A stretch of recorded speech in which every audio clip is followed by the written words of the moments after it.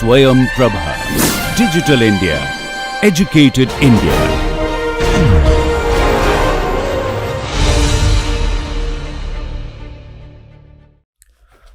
In this lecture, we will discuss about a meaning of equilibration and how to ensure the system has reached equilibrium. So, in the MD simulation framework, we basically want to generate trajectories. Once the trajectories are known, we can analyze the trajectories to measure properties. Now, in generating the trajectories, there are various steps involved. The first one is the initialization of the system by giving initial coordinates or positions and velocities and resetting the thermodynamic variables such as number, volume, total energy, initial temperature, etc. Next, we will talk about the equilibration, and once the equilibration is done, then we can go to production level where the thermodynamic averages can be calculated. In this particular lecture, we will talk about what is equilibration and what is the need for ensuring equilibrium condition by looking at certain aspects of simulations. Now, what is equilibrium or equilibration means? We have already noted that if you have a microcanonical ensemble, that is a fixed number, volume and energy, equilibrium is reached when entropy reaches maximum, and the entropy is related to the total number of microstates omega. But we already noted that for any thermodynamically large systems, the number of microstates are going to be extremely large, and enumerating all the microstates is not possible. So, this entropy reaching maximum is the thermodynamic condition for defining equilibrium.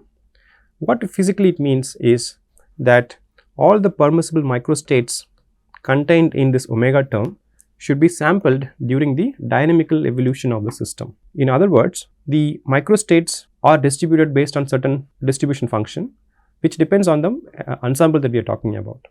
If it is a microcanonical ensemble, all microstates are equally likely.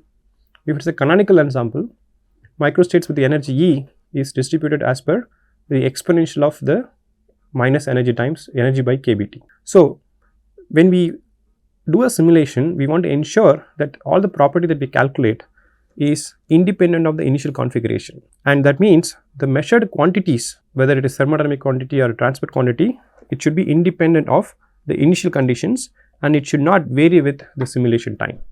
So, these are all the characteristics of equilibrium in the simulation. Now, how do we test whether the simulation has reached equilibrium condition or not? If we had a means to measure entropy in the system directly, we could have observed how entropy changes in time, and we see that when entropy reaches a maximum value, and we can conclude the simulation has reached equilibrium.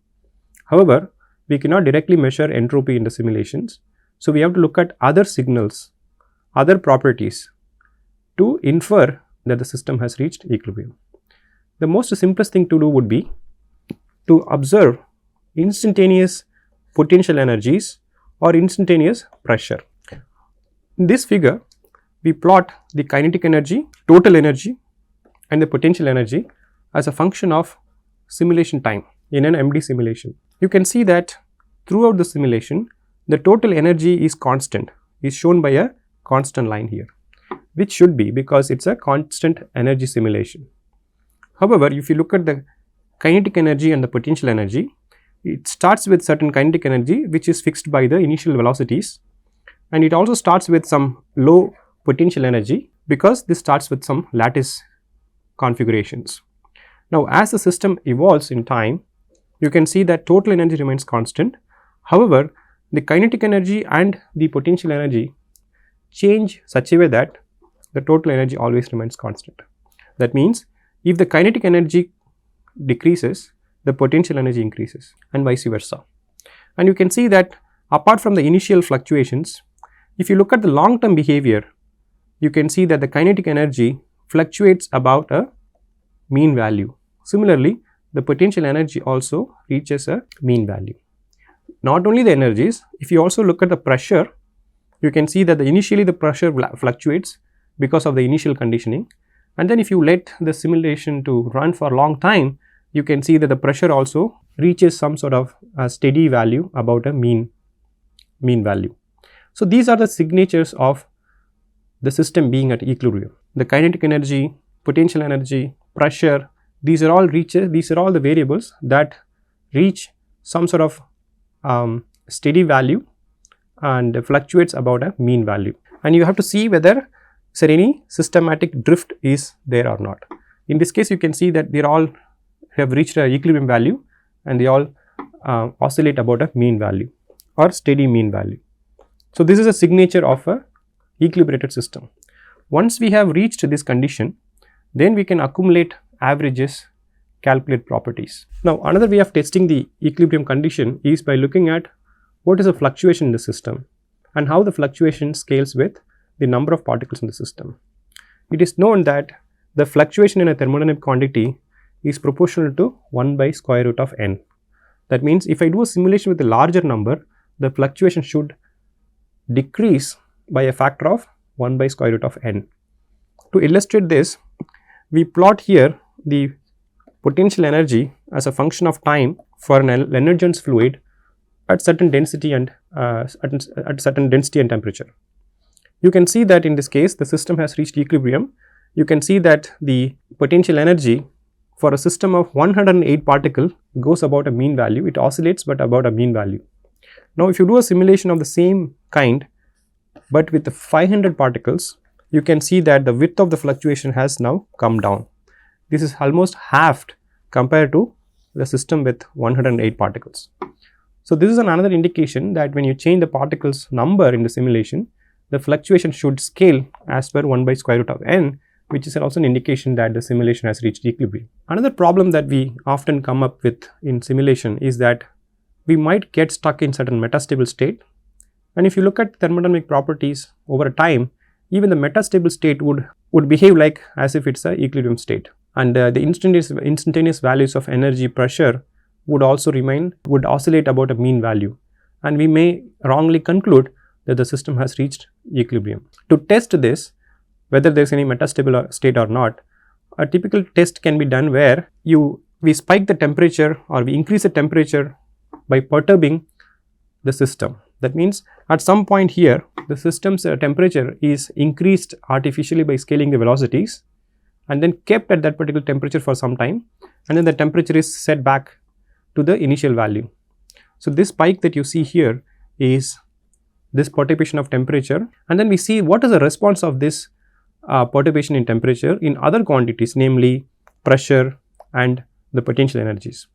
If it had been in a metastable state, this kind of a temperature perturbation would lead to a different equilibrium conditions. On the other hand, if this corresponds to the true equilibrium conditions, this kind of perturbation will immediately die out and you see no change in the pressure and energy of the system. And you can see in this particular case, after the perturbation is removed, the pressure or the energy did not look very different from what it was before the perturbation was included.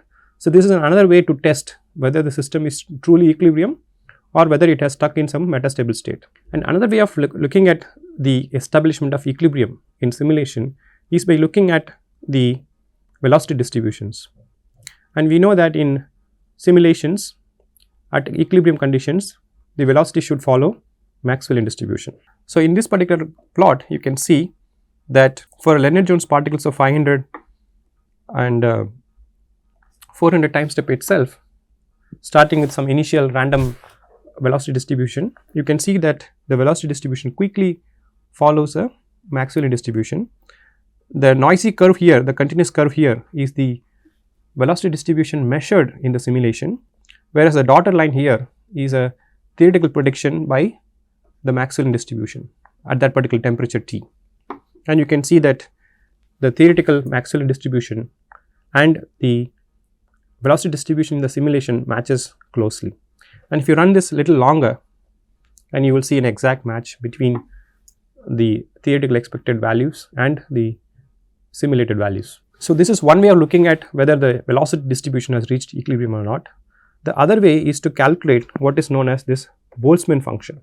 It is called H function, and it is defined, H is defined as the integral from minus infinity to infinity f of v times ln of f of v.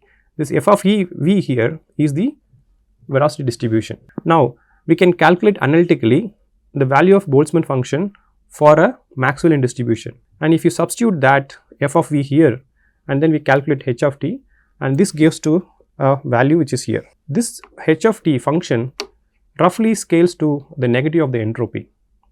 So, when h function goes to minimum value, it means the entropy has reached maximum value.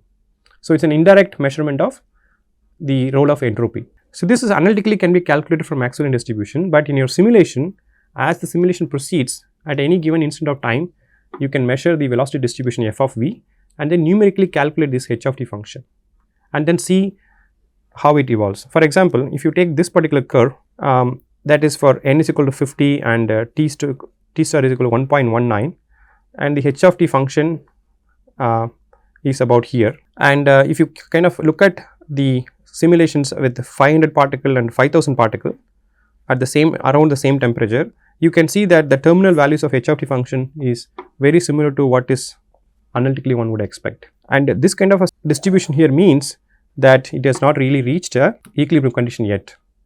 So, by measuring the h of t function and matching with the analytical result, one can also prove that the system has reached equilibrium or not. Now, when we assign the initial position, we often use a lattice to assign particle coordinates in high densities. In simulation, sometimes what happens is this initial conditioning would make the system reach some metastable state, and some solid phase may be stable under certain conditions without really melting properly. So, what we need to do is we have to look at certain order parameter to see whether the system, whether the initial lattice has completely melted or not, whether it has reached equilibrium or not. To test that, suppose if you start with a FCC lattice, we can define an order parameter lambda as a arithmetic average of lambda x, lambda y, lambda z. And the lambda x here is defined as sum over all particles and average over n of the function cos of 4 pi xi by a. Here xi here is the x component of the position of ith particle, and a here is the lattice constant. And we know that these positions that we assign will be integral multiples of half of the edge length a by 2. And then if you have a perfectly ordered FCC crystal, then all this x value would be integral multiples of a by 2, which means your lambda will be equal to 1. So, lambda equal to 1 basically is a signature of a perfect crystal. So, after initial conditioning, after assigning initial position, if you calculate the parameter lambda using this expression, you will see lambda is equal to 1. That is a perfect FCC crystal. But during the simulation, you want this initial position to relax and reach an equilibrium structure. In such a case, the initial lattice symmetry would have been broken. Now, when you calculate this order parameter lambda and you want this to go to 0, because that is a completely melt state without any positional ordering. So, a mathematical definition of an order parameter such as this will show that in the limit of lambda is equal to 1, it corresponds to perfect lattice, and the limit of lambda is equal to 0 is a complete disordered system which is reminiscent of a liquid state. So, you can actually observe in the simulation how the order parameter changes with the time, and it is shown in this particular graph. At time t equal to 0, it starts with 1, and then the system reaches equilibrium. You can see that the value of lambda reaches about close to 0, and this happens in a very small short time itself. So, one can test simulation by measuring such an order parameter and see whether the order parameter has decayed to 0, so that we know that the initial lattice has now melted. Now, if you have a molecular system and if you assign the initial molecular positions using an FCC lattice, you can again define an order parameter to see whether the orientational correlation initially assigned has decayed or not. So, in order to do that, we can define a rotational order parameter or an orientational order parameter P1, which is basically sum of cos of an angle gamma, and this gamma is the angle between the current and the original direction of the molecules. So, as you can see in this particular initial lattice, all the molecules are actually facing in one particular direction. Okay. Now, compared to this particular initial orientation, and if you look at the snapshot of the system at another time, and then you look at the orientation and look at the angle between the current orientation and the initial orientation, and you sum over all the particles. Suppose if the system did not really relax, and if it keeps the same orientation as it was in the initial times, then you will see the P1 will average to 1. So, high value of 1 means the correlations are persistent. On the other hand, if the molecules are allowed to rotate, if they are allowed to equilibrate, you will see that the orientation will be randomly oriented and completely decorrelated with respect to the initial directions, and that would mean the order parameter P1 will tend to 0. So, whether you have an atomistic system or a molecular system, we can define certain order parameter that captures the symmetry or that captures the positional and orientational correlations and see how it decays in time, and when these functions decay in time, that is an indication of the system being at equilibrium. Another way of testing the equilibrium condition is by measuring the mean squared displacement, defined as 1 by n sum from I is equal to 1 to n, the particle's ith current position minus the same particle's position at time t equal to 0, and the difference is actually squared and summed and averaged over n number of particles. The manner in which this mean squared displacement scales with the time t will tell us something about what is the nature of the system's microstate. So, a plot of mean square displacement versus time shows very different behavior depending upon what the system at hand. If you have a solid, this mean square displacement would reach a constant value because the particles are basically in a lattice position and vibrating about a mean position. Whereas in the case of a fluid, liquid or a gas, these particles would be a diffusive nature, and the mean square displacement scales with time much more rapidly by several order of magnitude higher than a solid phase. So, if you have an initial condition in an FCC lattice, and if you measure the mean square displacement, and if you see a value something like this, you know that this is not really melted and the system is not reached equilibrium yet. On the other hand, if you see this kind of a behavior, then we know that initial crystal has melted, it has become a fluid and it has reached an equilibrium condition, and then you can see the mean square displacement should scale proportional to time, which would be purely a diffusive process. So, based on all this discussion, we can make some general remarks about how one should think about ensuring equilibrium or equilibration in a simulations. Generally, it is advised that a simulation is started with some high temperature, higher than higher than the temperature at which we want to run a simulation.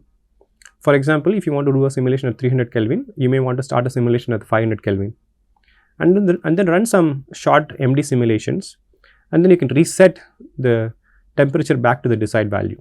So, this will take care of the initial melting and initial condition quickly gets decorrelated. We can also run sometimes some 3 to 5 simulations with the different initial conditions, and then we can compare whether the measured quantities in from each of the simulations are different or not. If each of the simulations have reached equilibrium conditions, then the average value would be a representative of the true value. On the other hand, if the simulation is stuck in some metastable state or in some non-ergodic state, each of this initial condition would have given you a different result, and that will make us suspect the system has not really reached equilibrium. We can also look at a system size effect. We do the same simulation with a different number of system size and then measure the property on a per particle basis and then compare the results. For a truly equilibrated system, all these numbers should give a reasonable value. And it is also a good idea to do simulation with more than one type of an integrator. For instance, you could do a simulation with a velocity Verlet algorithm, get the result, and maybe you can repeat the simulation with another algorithm, maybe a predictor corrector method or a leapfrog method, and then compare the results. Because ultimately an equilibrium system's property should not depend on which algorithm we use to generate the trajectories. And of course, we should always try to compare the results with either experiment or theory whenever it is possible. So, these are some of the guidelines that comes out of experience and based on the discussion that we had just now. So, to summarize, the equilibrium condition of the system can be observed by looking at instantaneous energy, pressure, and other thermodynamic properties. And if you have a lattice initial condition, an order parameter may be defined which will distinguish between a lattice crystalline structure and a liquid structure, and these order parameter can be used to monitor the state of the system at equilibrium. And not only the structural equilibration, but also we should look at whether the velocity has reached equilibrium or not. To do that, one can plot the velocity distribution at any given time and see whether it follows Maxwellian distribution or not. Otherwise, we can also measure the Boltzmann H function and then compare it with an analytical value. Sometimes we can also use the mean squared displacement values as a function of time to see whether the system has reached equilibrium or not by looking at the long time behavior of how MST scales with time.